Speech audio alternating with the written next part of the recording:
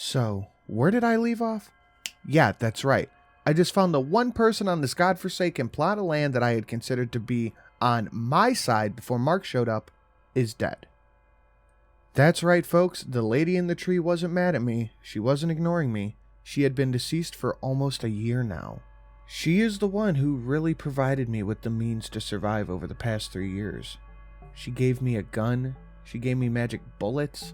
She gave me the hearing and the ear that had been destroyed. She gave me antidotes and alcohol. I'm pretty sure she even did my laundry once.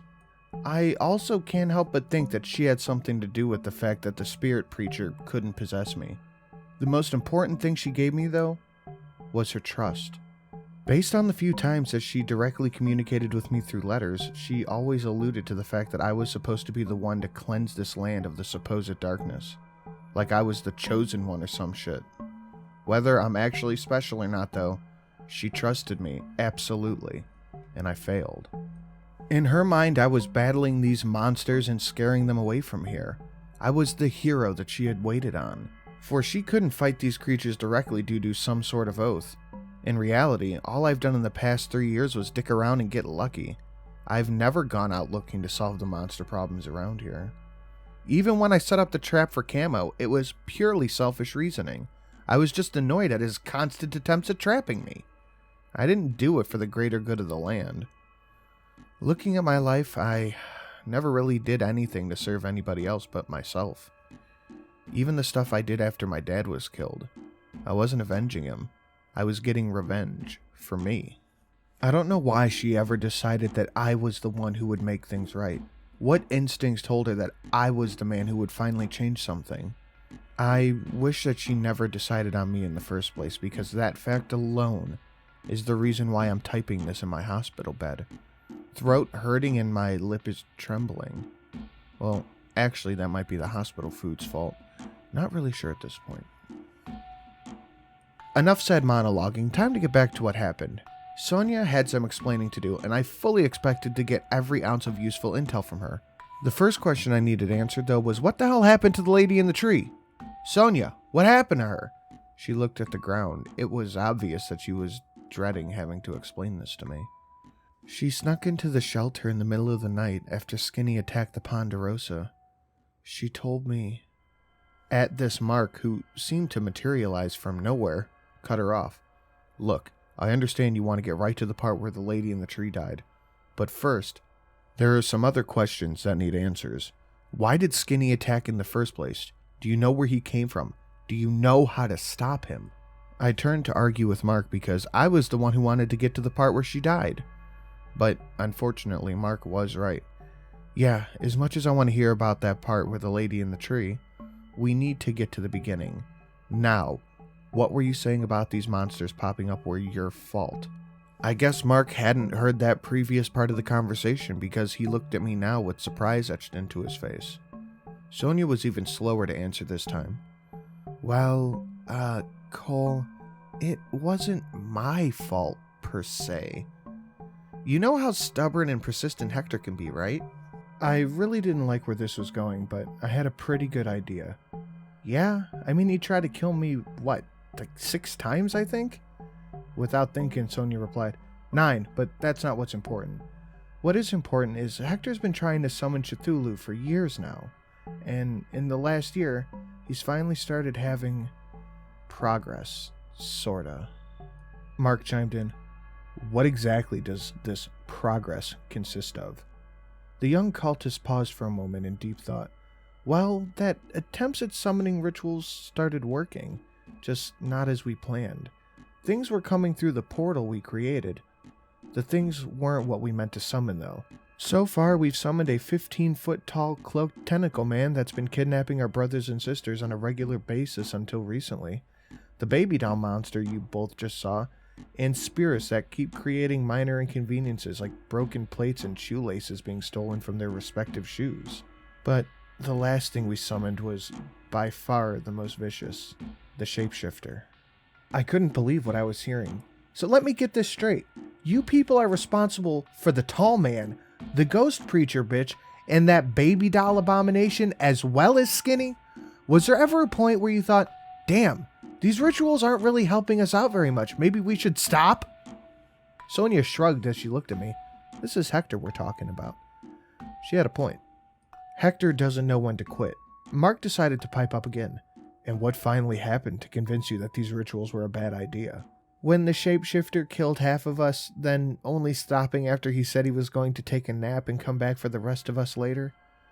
That's a pretty solid reason, I said after considering what she just told me. So, it was during Skinny's nap that the lady in the tree came and talked to you? I asked. Yeah, it was a few hours after the attack. The community was in absolute chaos. Hector tried to calm everyone down. I was in my shed trying to figure out what exactly I needed to take with me when I fled. That's when I heard the woman whisper, "Hey," to me. It was her. I immediately knew she was one of us because, well, she didn't wear much in the way of clothes, and we have a very strict dress code policy here. What did she want? This time, Sonia took a deep breath and closed her eyes before answering. She said that she had a way to save us from the shapeshifter, but she had a message and a few things that she needed to leave with me. After telling me this, she went back outside for a moment, and when she came back, she was carrying 3 large nets. She explained that the nets were for the man who lived on the hill, you, and that I was going to give them to you as soon as possible. She also said that she had a way to keep the shapeshifter from attacking anyone until you had a chance to deal with him. This revelation puzzled me. I knew for a fact that the lady in the trees couldn't attack or harm anyone directly because of an oath that she took. Mark stayed silent, deep in thought. I, on the other hand, kept on pressing Sonia for answers. So why the fuck didn't you tell me any of this sooner? This information would have been, what? Hang on, I don't know, like a year ago? Sonia flinched as I finished my sentence. Honestly, Cole, I was just scared that if you saw me, you would kick the shit out of me. I guess I can't blame her for that one. I did kick the shit out of Hector right in front of her a couple years ago. Okay. Did she tell you how she planned on doing this? She never got the chance to. Before she could explain any of it, we heard screaming along with the sound of ripping metal outside. We rushed out to see a 9-foot-tall Ronald McDonald ripping someone in half while laughing like a madman. The Native American woman looked at me one last time and said, "Make sure you tell Cole that he alone can send this beast back using those nets. He may not know it yet, but he will know what to do when the time comes. The elder spirits will guide and protect him." With that, the Indian woman took off towards the shapeshifter, which was now a giant werewolf. As she got closer to him, she started screaming some words that I didn't understand. She also started to glow blue, which was odd. She finally got to the shape. Just call him Skinny, it's catchier. Sonia seemed kind of annoyed that I interrupted her, but she continued at the same time. She got Skinny's attention when she stopped 5 feet in front of him. She was lit up like a blue glow stick at this point. She had stopped chanting at this point and was just standing in front of Skinny trying to catch her breath when Skinny said, "Well, aren't you different? I've never killed a glowing one before," and proceeded to casually swipe at her with a clawed hand. The Indian woman didn't flinch, but when the claw first made contact with her, there was a deafening boom, accompanied by an explosion of what looked like a red mist. "Skinny can vaporize people?" I blurted out, now a little more weary of my plan to attack the entity. Sonia was quick to set me straight, though. No. She did something to herself with those incantations. Before that point, all Skinny had done was shred people into smaller portions of people. Mark muttered in response.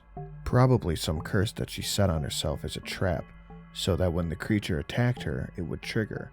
This would bypass the rule of not being able to cause direct harm to other creatures, since, in a way, Skinny cursed himself by attacking her out of his own free will.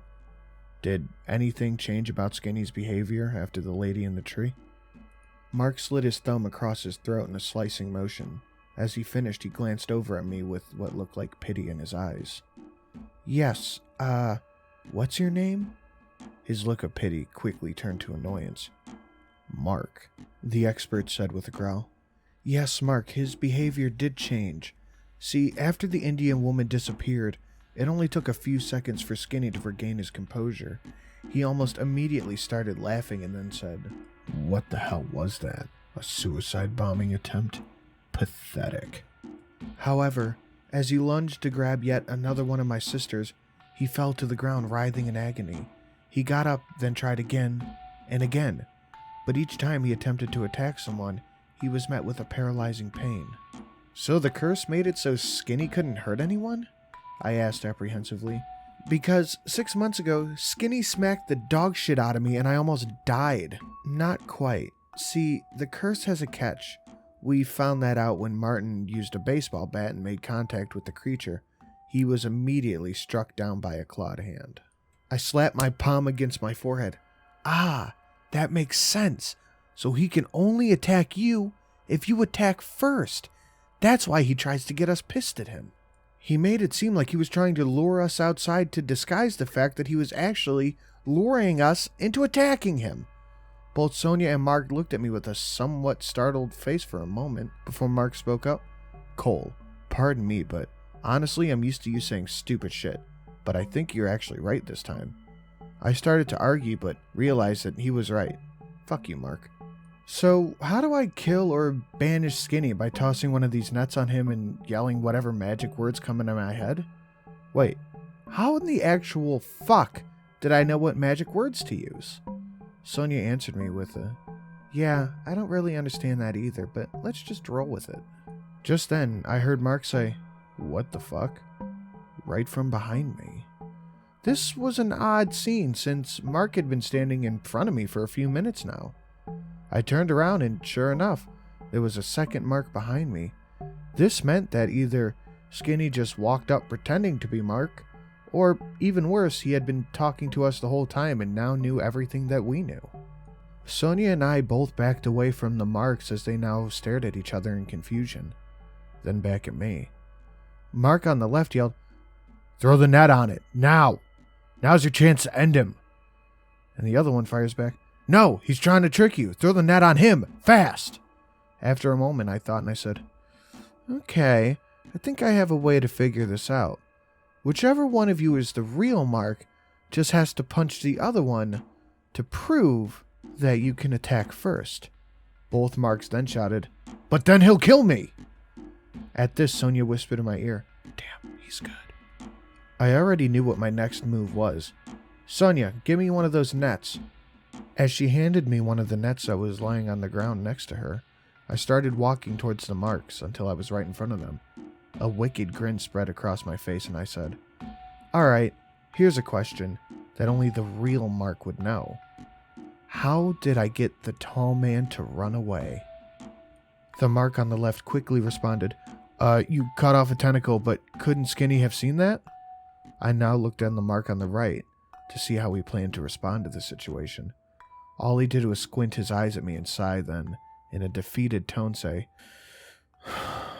"You took off your clothes and ran at him naked until he fled." Satisfied by his answer, I slung the net over the top of the leftmost Mark's head and yelled the new magic words, "Ekchala Kachaka!" Not really sure why the magic words that came out of my mouth were different than the ones that came out when I got rid of the baby doll monster. But, like Sonia said, I guess we'll just roll with it.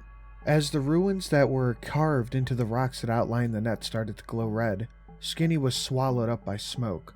I heard him utter, "No fucking way," in a deep voice. Then, as the smoke that swallowed him up was blown away by a breeze, he was gone. Pretty anticlimactic, right?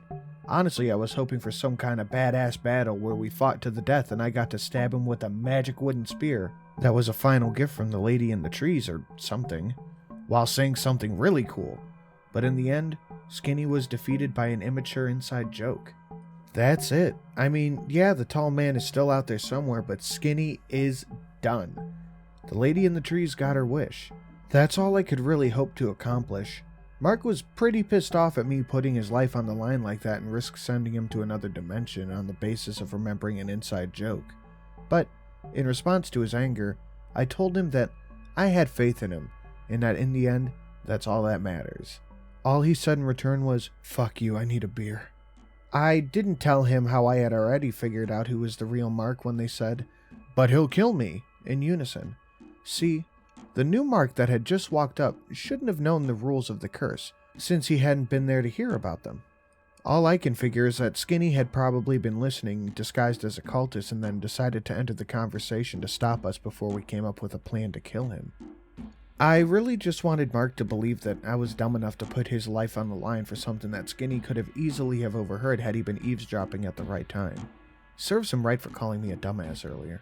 After Skinny was dealt with, Mark and I shared a couple of uncomfortable goodbye with the cultists, most of whom hadn't even noticed what was happening, including Hector, much less appreciated the fact that we just got rid of the single most vile creature that has ever inhabited this land. But I was okay with that. The fact that I got the Lady in the Trees killer was good enough for me. Some of you are probably asking, wait, if that's all that happened, why are both of you in the hospital? Well, that actually happened when the headquarters of the monster hunting organization that Mark works for summoned both of us to be interrogated about the events that led to the destruction of Skinny, which they knew to be an extremely high-level threat. After all the paperwork and questioning was over with, Mark offered to take me out for a drink. I accepted. Long story short, don't drink and drive, kids. They took up all of our electronics for the first week that we were here, claimed it was so they could scan them, but I knew it was just punishment for damaging a company armored SUV. Anyways, that's pretty much it for now. I'll try to keep posting, but now that Skinny's gone, the land seems a lot more relaxed. I hope y'all enjoy the tale of how I finally killed Skinny. This is Cole, signing off.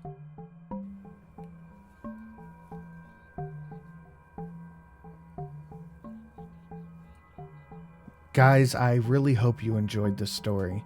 This was one I've been wanting to read since I first started doing this. I absolutely love it, and I really hope that Murderbird can get around making more stuff.